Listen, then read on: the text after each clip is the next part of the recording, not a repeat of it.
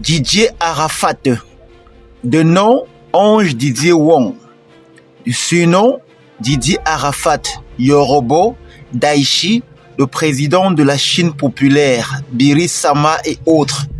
Né le 26 janvier 1986 à Yopougon, Abidjan, Côte d'Ivoire, décédé le 12 août 2019 à l'âge de 33 ans. De mère Tina Glamour, chanteuse danseuse. De père Wom Pierre, dit Wompi, musicien et arrangeur. De demi-frère TV3 Didier, musicien décédé. Et de demi-sœur Kala Wong. Il grandit dans un environnement difficile mais très musical. Les disputes familiales, la séparation de ses parents et les difficultés matérielles marquent son enfance. À 11 ans, il se fugue de la maison à plusieurs reprises et développe un caractère rebelle. Il fréquente les maquis ainsi que les boîtes de nuit abidjanaises très tôt. À 12-13 ans, il devient DJ dans les maquis d'Abidjan, puis danseur, animateur dans les soirées.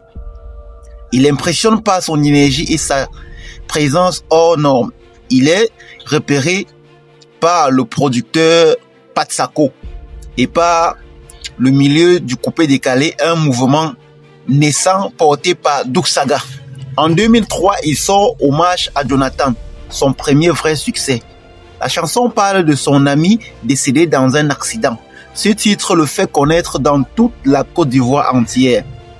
Pendant cette période, Arafat devient une bête de scène, un créateur de concepts, l'un des leaders du coupé décalé, avec des titres majeurs tels que Pongo, Jonathan, Boro Sangui, Gladiator, Ma Copine, MTBK. Il crée le personnage du robot, un artiste provocateur, sûr de lui, extravagant. Il se fait également remarquer pour son mode de vie agité, moto puissante, clash, relations amoureuses publiques, rivalité artistique, particulièrement avec Serge Beno de Bordeaux Likoufa, etc. Arafat devient la plus grande star du coupé décalé, dominant les hits ivoiriens et africains. Les grands titres tels que Do Sabado, Zaropoto, Tapis Vélo, Commandant Zabra, Pongo Remix, Chinois Parfumé. En 2012 et 2013, il reçoit la récompense du meilleur artiste coupé décalé, meilleur artiste de l'Afrique de l'Ouest, artiste africain le plus influent selon Forbes. Il crée l'un des plus grands fan clubs d'Afrique francophone. La Chine populaire, c'est chinois. Didier Arafat devient un phénomène digital. Vidéo virale, live viral, clash avec ses rivaux dans ses concepts coupés décalés troisième génération. Il s'impose comme le patron du mouvement. En parallèle, il connaît des problèmes. Accident de moto, séjour à l'étranger, tension avec sa mère, polémique comportementale, mais chaque chute est suivie d'un retour spectaculaire. Arafat a eu plusieurs enfants avec différentes femmes.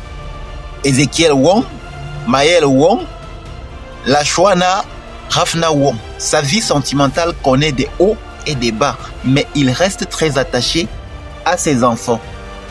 Le dimanche 11 août 2019, tard dans la nuit, Arafat roule en moto à Cocody. Il percute violemment une voiture, entre parenthèses une BMW XX, au niveau du carrefour 7e tranche. Les blessures sont graves. Traumatisme crânien, fractures multiples, hémorragie. Il est évacué à la polyclinique des Deux Plateaux. Et ainsi, dans le 12 août 2019 à 8h, son décès est officiellement annoncé. Le pays est bouleversé. Les vidéos de son accident deviennent virales. Le gouvernement ivoirien organise des obsèques nationales du 30 au 31 août 2019. Vélodrome au Parc des Sports. Concert hommage avec les plus grands artistes. Immense rassemblement populaire, il est enterré au cimetière de Williamsville. Des millions de personnes suivent la cérémonie en direct. Aujourd'hui, Arafat est considéré comme le plus grand artiste du coupé-décalé, une icône urbaine africaine, un créateur de mouvements concept dance, un artiste influent sur plusieurs générations. Le coupé-décalé lui doit beaucoup. Modernisation du genre, structuration du showbiz ivoirien, internationalisation du mouvement, et ainsi donc il reste une légende pour sa créativité, son énergie et son exceptionnisme.